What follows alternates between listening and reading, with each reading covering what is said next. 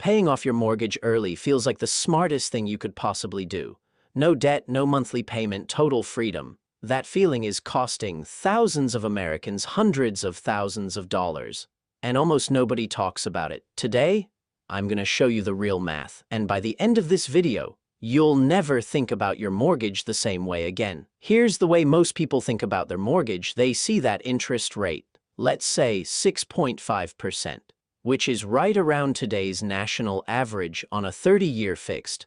And they think, I need to kill this debt as fast as possible. So they throw every extra dollar at the principal. Extra payments every month, lump sums when bonuses hit, refinancing into a 15-year to get out faster. And on the surface, that sounds completely reasonable. But there's a number they're ignoring completely.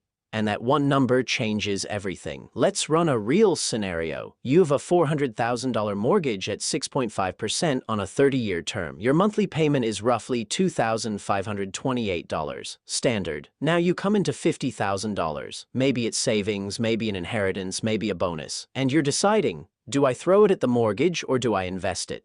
Option 1, pay down the mortgage. Putting $50,000 directly toward your principal saves you money in interest, no question. Over the life of the loan, you'd cut years off your payoff timeline and save a meaningful chunk in total interest paid. That part is real. Option 2, invest it in a broad index fund. The S&P 500 has averaged roughly 10% annual returns historically. Even being conservative and calling it 8%, that $50,000 over 25 years becomes approximately $342,000. Now ask yourself this, would you borrow money at 6.5% to invest and earn 8%? Because that's exactly what you're doing in reverse when you rush to pay down a 6.5% mortgage instead of investing. You are giving up a 1.5% spread. And over decades, that gap compounds into a number that should make you sit down. Here's the other piece everyone forgets. Mortgage interest is relatively cheap debt. At 6.5%, yes, it feels expensive right now, compared to the 3% era. But unlike credit cards, car loans, or personal loans, your mortgage rate is fixed. It doesn't go up. Inflation will quietly erode what you actually owe in real terms over 30 years. The $400,000 you owe today is cheaper in real purchasing power 10 years from now than it is today. Inflation works for the borrower on a fixed-rate mortgage. Let me make this even more concrete. Say instead of making one lump sum payment, you're deciding whether to pay an extra $500 a month toward your mortgage principal or invest that $500 a month. Extra $500 per month toward mortgage. You'd pay off a 30-year mortgage in roughly 21 years. You save a significant amount in interest. You feel great,